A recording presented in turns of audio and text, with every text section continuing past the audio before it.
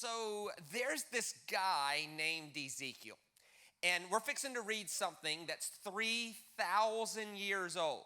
Now, when you read something that's 3,000 years old, you have to consider the possibility that some of the words used 3,000 years ago aren't the same meaning as the same way we use those words today. It's called the evolution of language. It's how words sort of work. And so in a 3,000-year-old document, he's going to use words that if we apply it like we would today, we're going to miss his point. Or we might be really, really terrified, right? So let me just show you a few of them. First slide, please. There's words called light, life, and increase. So when an ancient prophet said the word light or life, he wasn't talking about going to heaven when you die, although I affirm that. It was 3,000 years ago, they were talking about a way of living today that led to wholeness, abundance, away from disrepair. And in Scripture, it's given as a choice. Choose to be in the light as he is in the light. I present before you today life or death. Choose life that you might live. Obviously a metaphor. Nobody chooses when they're born. No one chooses when they die.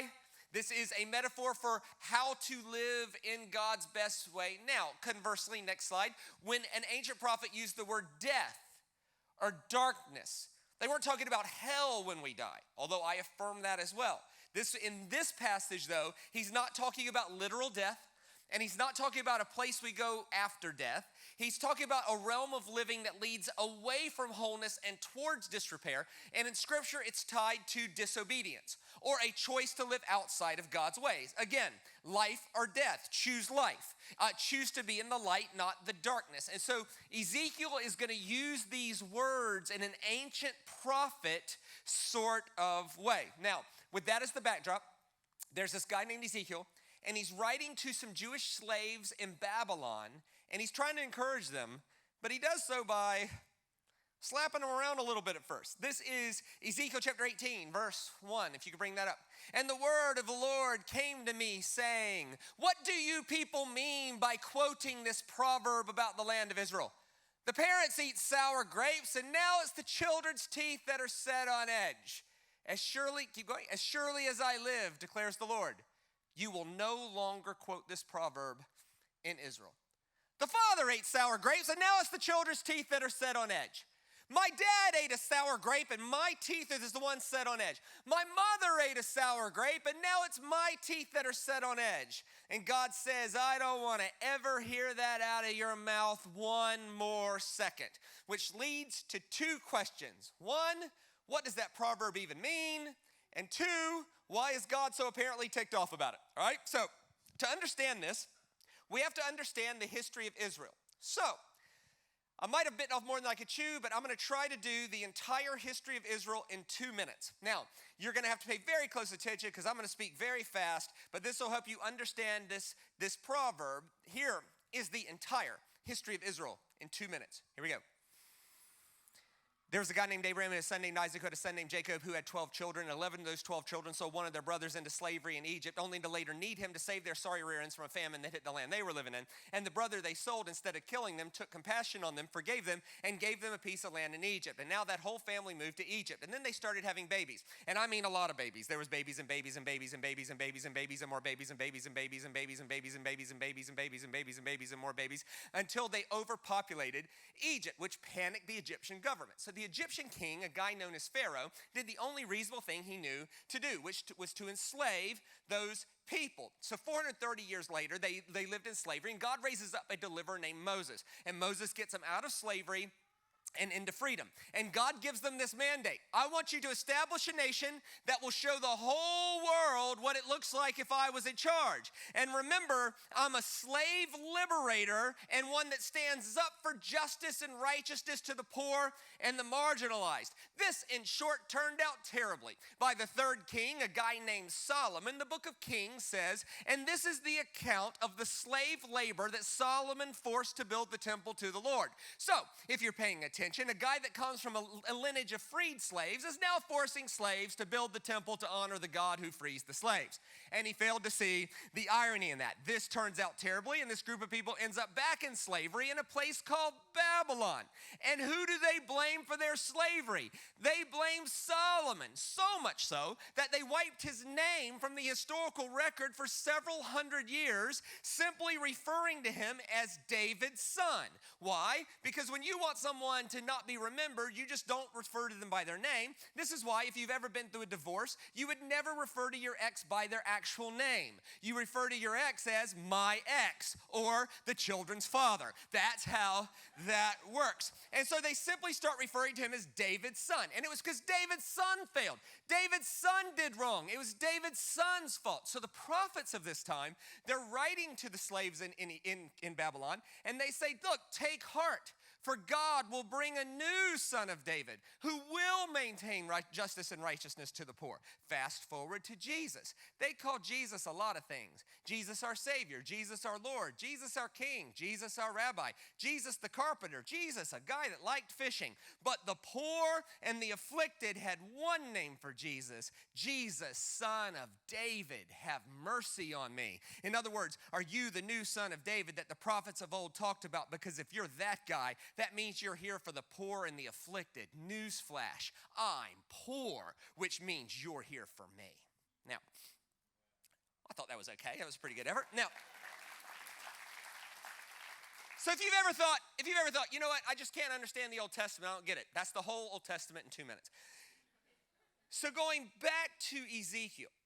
Ezekiel is addressing a group of people who were blaming Solomon for why they were the way they were.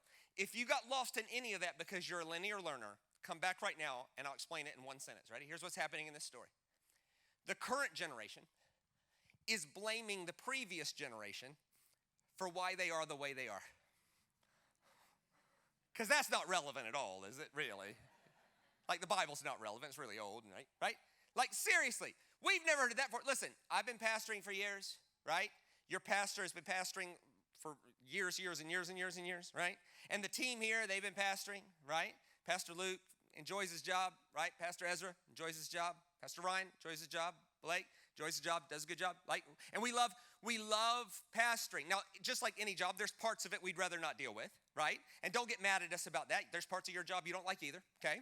And so there's parts to a pastor's life that are great, and we wouldn't do it. But then there's other parts, like, I'll give you an example. Like, we don't want to have boring theological debates about obscure verses in Leviticus that we can't find. We don't want to do that, right? So if you'd rather get Leviticus right than Jesus right, let me just speak for all of us, we find you annoying anyway, okay? So that's that. We don't like that. The other thing we don't like to do is we don't like to correct people or challenge people's behavior. It's an unfortunate part of the job. It's draining. Sometimes you have to confront people's behavior. And the number of times it goes something like this. Sir, seriously, cut it out, man. You got to get your stuff together, bro.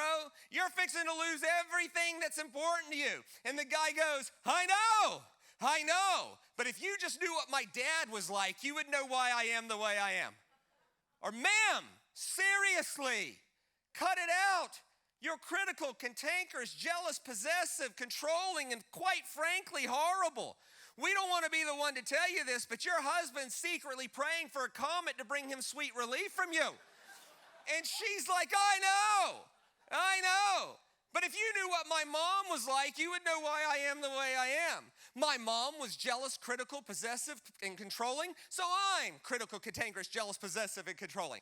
My dad was a drunk, that's why I'm a drunk. My dad was an isolated abuser, that's why I'm an isolated abuser. My mom was a manipulator, that's why I'm a manipulator. My parents were bad with money, that's why I'm bad with money. My parents had no work ethic, that's why I have no work ethic. My parents ate sour grapes, and that's why my teeth are set on edge. And God says, I don't want to hear that out of your mouth one more second.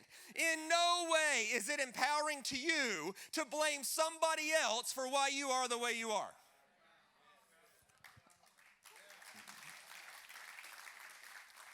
Unless you're 8. If you're 8, it is your parents' fault. If you're 8 and your parents let you act like a jerk, it is their fault. But if you're 28, Look, I have a master's degree in clinical psychology, okay? I am qualified to sort your head out. Like academically qualified. Just, if you sit with me for an hour, answer my questions honestly, I can see why you are the way you are. That's the easiest part of the thing. Anybody can see how you developed a certain way if you're honest. Ray Charles can see why you are the way you are, right? Right? That's not hard to do, right? Yeah, I get it. Ma'am, seriously? Hey, I get it. Your mom was critical, cantankerous, jealous, possessive, manipulative, and horrible. I get it. I get it. Yeah, she was. And so that's why you are. Yeah, I get it. Sir, I get it. Your dad was like that. That's why you're like that. Here's the problem. You're 40. And at what point do you get to draw a line in the sand that says just because my father ate sour grapes doesn't mean I have to perpetuate that into forever? Just because my mom acted a certain way doesn't mean I have to include that darkness into perpetuity. When can I empower my own life by taking responsibility and ceasing to blame somebody else? Right? See, you might be thinking right now, Shane, you understand, man, you understand. My family had issues. Really? Let me ask you a question about your family. Did it have a man and a woman trying to live together? Then there's going to be issues. Why? Because marriage is hard and complicated and a blessing and difficult. Marriage is so complex, the Bible can't even agree on what to say about it. What's the Bible say about marriage? Well, it depends on who you read. Solomon says, he who finds a wife finds a good thing. Rock. Paul was like, he who marries does not sin, but he signed up for a life of pain. What's the Bible say about marriage? Depends. Solomon's like, marriage, let's do it. A lot. Paul's like, oh, make it your last choice, maybe. Why? Because even if you marry someone who's basically good-hearted and basically mentally healthy, marriage is still difficult because of preference. Now, if you married a psychopath, what would you like any of us to do, right?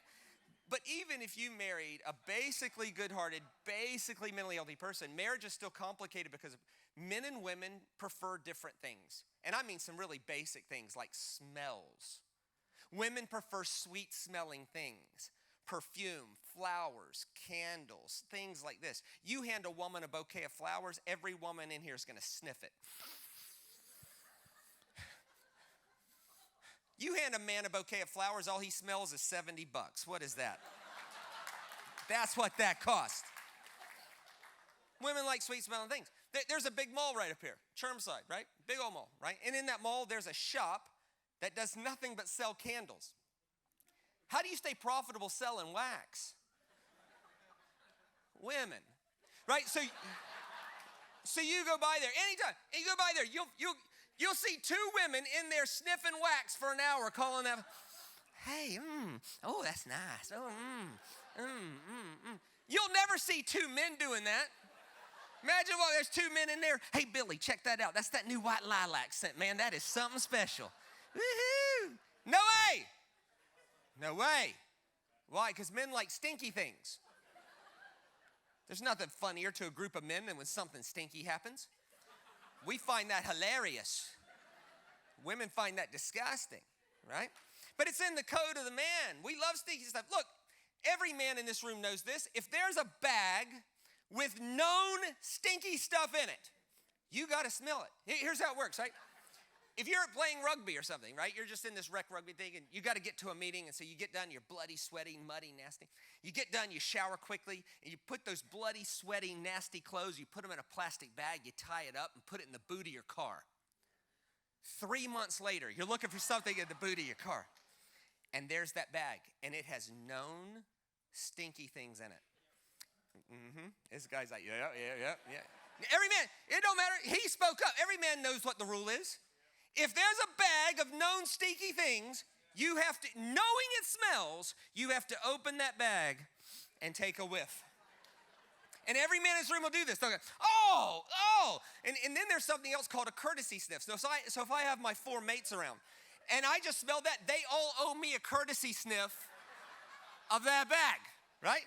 And men will pass it around. It goes like this. Oh, Jim, that's a good one. Oh, yeah, that's a good one, right? It goes like this. So here's the problem. Now they owe me a courtesy sniff of my thing. I owe them a courtesy. This is why if you're ever stuck in traffic in Brisbane and there's 4 guys in one car and 3 of them have their head out the window and the 4th guy's in the back seat laughing,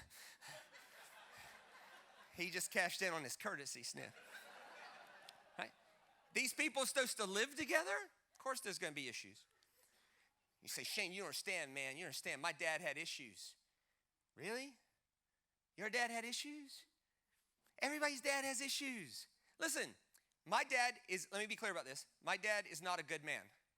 He's a great man. My dad was up at 4:30 this morning in America praying for this meeting tonight. And he didn't tell me. I just know he did because that's what he does every single day. Every day, he gets up at 4:15 to pray for me at 4:30. Okay? That's my dad. And he's done that. And he's like one of these old special forces guys that just gets up early, right? Sleeps with his eyes open. Strange sort of stuff, right? Like when I was a kid, he got up at 5:45, then he got at 5:30. When I was in high school, it was 5. Now he gets up at 4:15 to pray at 4:30. I was talking to him the other day. He's like, you know what I'm thinking about doing? I'm thinking about getting up at 4, start praying at 4:15. I'm like, Dad, if you live 10 more years, you're going to have to eat breakfast the night before. This is getting ridiculous. My dad is a great man, but my dad had issues. Namely, he liked to scare us. And I don't mean like a mild boo. I'm talking about scare the stew out of a 6-year-old. I've never been a morning person. I would always fall back asleep. I'd sit on the side of the bed and fall back asleep. Never in my life. I've always been a night owl, never been a morning person. So my dad decides to break me of this. I'm 6. My dad's idea was to hide under my bed. Right? I didn't know. I think the boogeyman's under there anyway, right? My mom wakes me up. She has no idea where he is. I'm just about to fall back asleep. My dad reaches out and grabs my feet.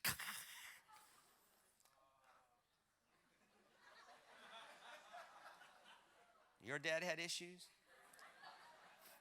My dad also liked to embarrass us. He thought it was hilarious. One time my dad was dropping me off at junior high Bible camp. It's a thing we do in America. Anyway, pulls up to the church, 2 full-on 57-passenger American school buses, you know. Pulls up to the church. My dad says, buddy, I love you. I believe in you. I'm going to pray for you every day that God touches your life at camp. I'm like, thanks, Dad. See you later. Dad's like, hold on. Where's my kiss? I was like, Dad, not here. There's like 100 of my friends. Like, Dad, seriously, not here, you know. Dad's like, all right. So I get off. I hand my bag to the bus driver, get on the bus. Second to last row, full 57-passenger American school bus. We're fixing to leave. I look up, and to my horror, my father had gotten on the bus. It was 43 degrees Celsius. He had his shorts pulled up to here. His socks pulled up to here, and he got on the bus with a limp. He grabbed the microphone to the bus, and he said, excuse me, everybody. This bus isn't leaving until my Shaney Waney comes up here and gives me a kiss. The whole bus starts cheering, kiss him, kiss. Your dad had issues. Everybody's dad has issues. The question isn't who amongst us had parents without issues. It's not. The question is can we be wise enough to empower our life to take responsibility and audit our family habits and go, wait a minute, is that light or dark? Is that life or death? And perpetuate light and eradicate death. That's the question. The question is not, let me do some psychology here. The question is never, is this normal? It's not. It's a terrible question. Because what is normal is simply a function of how you were raised until you were 8. And some people, normal belongs to life and light. Some people, what they think is normal actually belongs to death and darkness. And that's not your fault. Like some people were raised to yell to get their way. That's death. Some people were raised to be honest, authentic, soft-spoken, and clearly say what they need.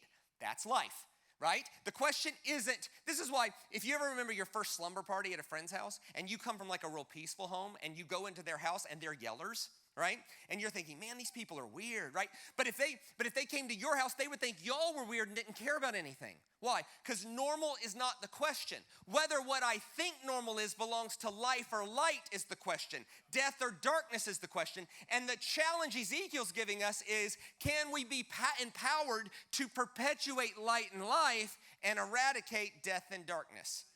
And this is the very next verse. Watch what he says. This is verse 4. Like, I don't want to hear you say, my father ate sour grapes. For everyone belongs to me, the parent as well as the child. Both alike belong to me. But the one who sins is the one that will die. Let me explain. The ancient Jews had two beliefs that we no longer have today. But we would never think this, but they did, and that's important, right? They thought that God was for certain people and against others, right? So they thought that God was for them, but not for anybody else. And you could always tell who God was against if their life was being destroyed, right? So somebody, remember even in Jesus' day, they were like, Jesus, who sinned that this man was born blind? And Jesus was like, what year is it? Are you kidding? Sometimes people are born blind. They thought that if bad things were happening to somebody, it could be that God was still mad about something their great-grandfather did. Now, we would never think that today, but they thought that. They thought God could be for certain people and not for others. And they thought if your life was being destroyed, it could be not that you did anything. It could be that God was mad and still getting his pound of flesh because of something your great-grandfather did. Now, we would never think that now, but they were thinking that then. And Ezekiel's message was revolutionary. He spends 17 verses making this case. I will not read the 17 verses. I will simply tell it to you. Here's what he says. He says, suppose a righteous man has a wicked son, and then that wicked son has a righteous grandson. So he says, suppose there's this guy, he's righteous, and he has a wicked son, but then that wicked son has a righteous grandson. And then he just asks this one question: who inherits what from who? Does the righteousness of the grandfather go all the way out, or does the wickedness of the father pass on to this guy or back to this guy? Or does each generation stand on their own 2 feet and make their choice? Right? This was unbelievably empowering. And he's poking a hole in their belief. You think somebody's life could be destroyed because of something their grandfather did?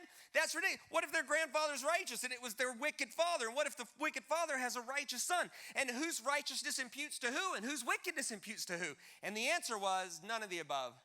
The answer is every generation stands on their own 2 feet and can be empowered by the Spirit of God to make a choice to change their life, to go forward, perpetuating light and life and eradicating death and darkness. Here is the last, 12, 13 verses of Ezekiel 18 where he makes his summary of this argument. It's pretty empowering. He will not die for his father's sin. He will surely live and not die. He's talking about the righteous grandson. He withholds his hand. Keep going. But his father will die for his own sin because he practiced extortion, robbed his brother, and did what was wrong amongst the people. Keep going. Yet you ask, why does the son not share the guilt of the father? Now, why would they ask that? Because that's what they were taught their whole life. The son shares the guilt of the father. And Ezekiel's like, no, every generation can stand on their own 2 feet, right? Since the son has done what is just and right and been careful to keep my decrees, he will live and not die. Keep going. The one who sins is the one that will die. The child will not share the guilt of the parent, nor will the parent share the guilt of the child. Let's stop and have a Selah moment on that one. The child does not share the guilt of the parent. So if you're here and your parents were horrible, vile people, you are not being held accountable by God for anything they did. And if you're here and your children are off the rails, we're going to pray for them to come back, but that's not the issue. The issue is you're not being, the parent doesn't share the guilt of the child, nor the child share the guilt of the parent, right? The righteousness of the righteous man will be credited to him, and the wickedness of the wicked will be charged against him. Keep going.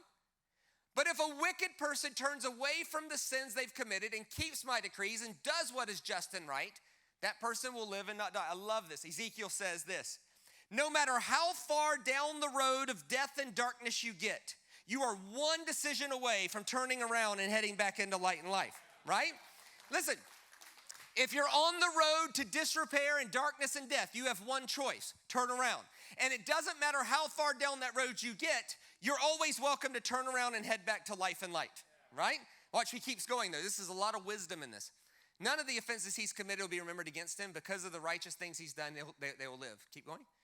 Do I take pleasure in the death of the wicked? Am I not pleased when they turn from in other words, that thought you have that I love it when people destroy themselves, get rid of that thought. I am not watching people destroy themselves. I'm more, hey, get off this road. That road goes there. Hey, change lanes. Take the next exit. Do something. Next slide. But if a righteous person turns from their righteousness and commits the same detestable things the wicked person does, will they live? No, none of the righteous things that person's done will be remembered. Because of the unfaithfulness they're guilty of and because of the sins they committed, they'll die. In other words, if you're on the road to death, you have one choice. Turn around. But if you're on the road to life, you also have one choice. Keep going every single day. The wisdom of Ezekiel here is so important. Essentially, he's saying, good decisions do not work like savings accounts. Like if you make 20 years of good decisions, you don't then get 20 years of bad decisions before you get back to zero. Actually, if you have the strongest marriage in the room, and I hope you do, that strong marriage is one really bad decision away from going wobbly. If you have a great business, and I hope you do, your great business is one bad decision. In other words, if you're on the road to death, you have one choice, turn around. If you're on the road to life, keep going, making good decisions every single day, empowering your life. Let's keep going with the scripture. Yet you say the way of the Lord's not just. Is it your way that's unjust, or is it my way that's unjust? Keep going. If a righteous person turns from their righteousness and commits sin, they'll die. Because of the sin they've committed, they'll die. Keep going. But if a wicked person turns away from the wickedness they've committed and does what is just and right, they'll live. Like this is obviously not literal life and death, nor is it heaven or hell. It's if you go that way, that's death. If you turn around, that's life. How much more fair can that be? Next slide. Because they consider all their offenses they've committed and turn from them, that person will live and not die. Yet the Israelites say the way of the Lord's not just. Is it my way that's unjust, or is it yours? Here was your way. God is punishing poor great-grandchildren for the sins of their great-grandparents that have been dead 100 years. Or every generation can stand on their own 2 feet before God, empower their life to change their family tree. You tell me which one's better. You tell me which one is good news. Let's keep going. Therefore, you Israelites, I will judge you, but each according to your own way. Can you imagine living in a world where you thought God was going to judge you because of something somebody else does, and then somebody comes along and says, actually, that's not predetermined. You can empower your life to make your own choice. Yes, declares the Lord. This declares the Lord. Repent, that just means turn around. Turn away from your offenses, and sin won't be your downfall. Keep going. Rid yourself of the offenses you've committed and get a new heart and a new spirit. I'm going to read that again because that's very key. Rid yourself of the offenses you've committed and get a new heart and a new spirit. Why will you die, people of Israel? Keep going, for I take no pleasure in the death of anyone, declares the Lord. Turn around and live. Now, that was my best effort explaining what happened. Let's now examine something deeper. What's happening in me right now because of what happened? I have 3 thoughts on this. Next slide. All of us are shaped by our history and our heritage. Every one of us. And let me be clear about this. It's not your fault. So I'm going to take a few minutes here and I'm going to speak slowly because this really matters. In a room this size, it is statistically improbable that there is not at least one of you thinking this. Good one. This is why I hate coming to church on Mother's Day. I hate coming to church on Father's Day because somebody with a Bible will tell me that I need to honor my father and my mother. But here's the problem with that, bro. You just told the worst stories you could tell about your dad from a stage and they were funny. If I said what my dad did to me, not funny. If I said what my mom did to me, not funny. What would you say to me? Okay. It's a good question. If you give me 5 minutes, I think I can help you, okay?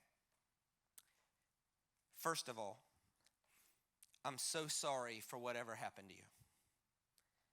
It's not okay. Children should never be subjected to adult emotions.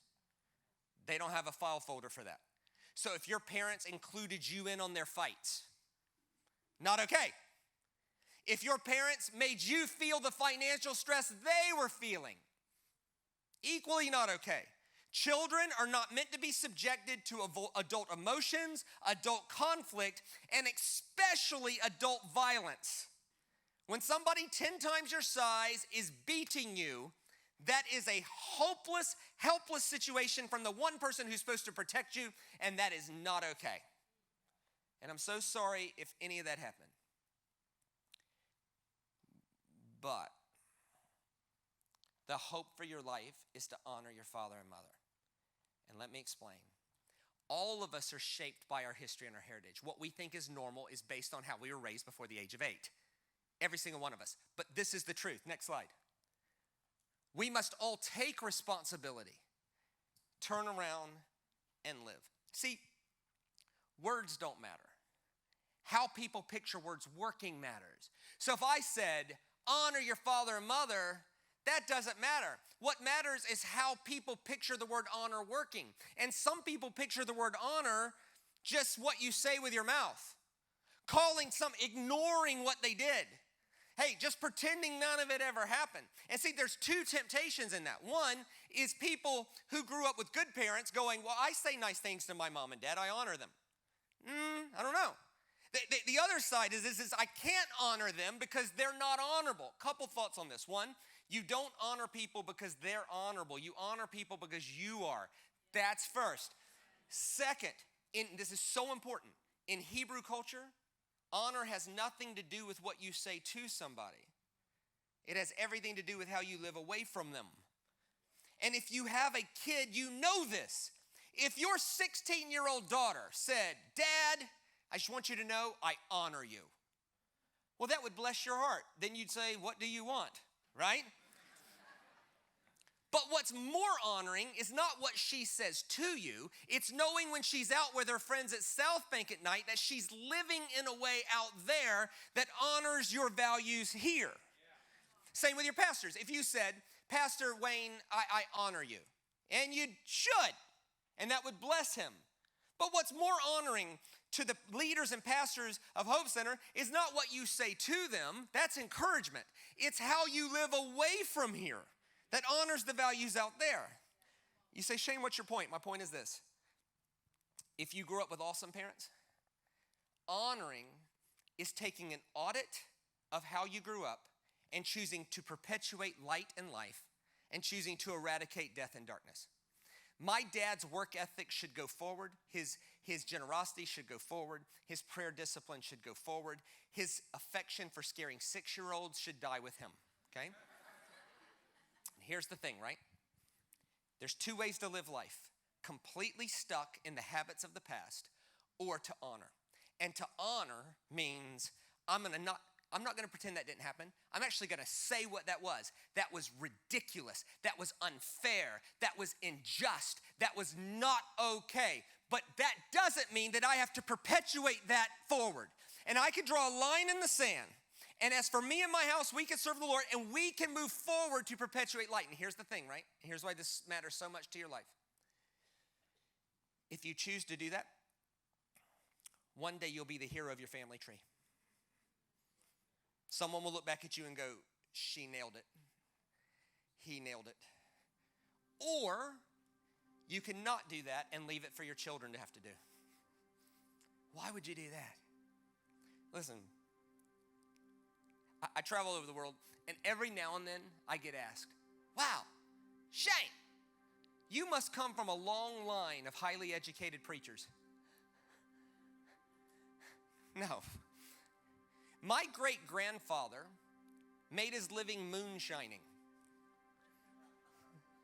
I know, it's awesome, isn't it? 180 proof liquor is really good. If you don't know what moonshining is, it's running illegal liquor across state lines. My great-grandparents were illiterate. My great-grandparents were a part of a racist organization called the Ku Klux Klan. My great-grandfather was an illiterate moonshining racist. How do you get from illiterate, moonshining racist to a guy that's traveling the world talking about the compassion of Christ for all cultures everywhere?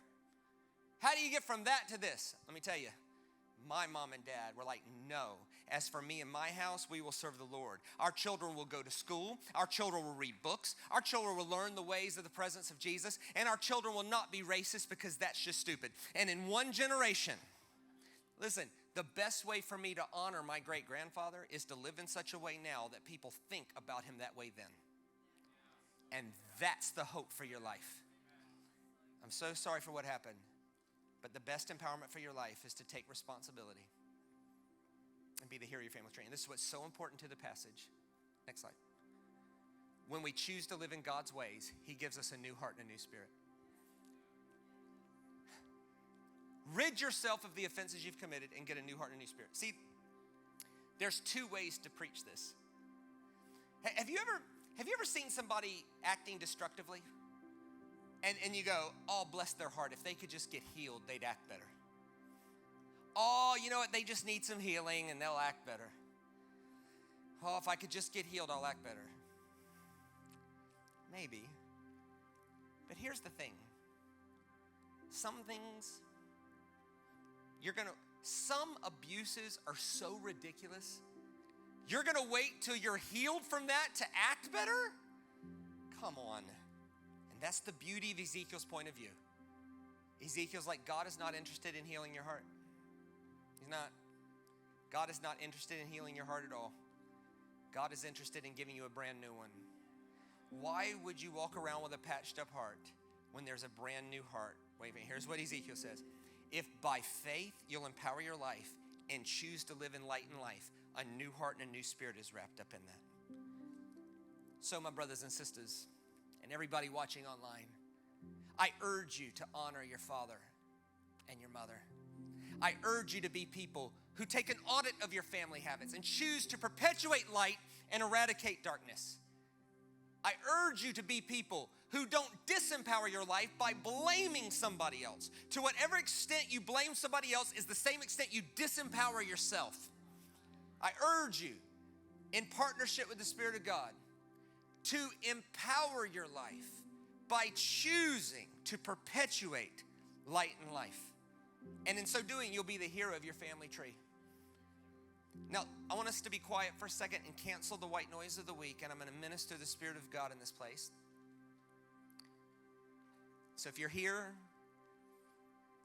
and you were raised with awesome parents, I'm going to urge you to, in the next 24 hours, express some sort of gratitude to them for having normal be light in life. You didn't deserve that. You had nothing to do with it. And if you're here, and man, it's just tough for you, I'm going to ask that the Spirit of God would empower you to make a choice right now. Don't ignore it. Don't act like it didn't happen. Call it what it is. Death. And choose to draw a line in the sand that says, going forward, life. If you're here and you're married, I would ask you to be brave enough to ask your spouse this question before you go to bed. Is there anything that we allow in our family that we do so because it's normal, but it's actually death if we're honest? It's just death. And then choose to perpetuate light and life. Spirit of God, would you minister across this place? Healing, wholeness, emotional mending, and would you give us a new heart and a new spirit? Would you look this way? Thank you so much. Let me be part of your night. I hope Jesus got bigger, the cross worked better, the resurrection is central, and scriptures got bigger, not smaller. May you, my brothers and sisters, be brave enough to be the hero of your family tree. Perpetuate light, eradicate darkness, and may it never be said from anywhere in here that my father ate sour grapes and that's why my teeth are set on edge. May we live on a more profound plane than that by honoring our father and mother, choosing to live better going forward. Grace and peace, everybody.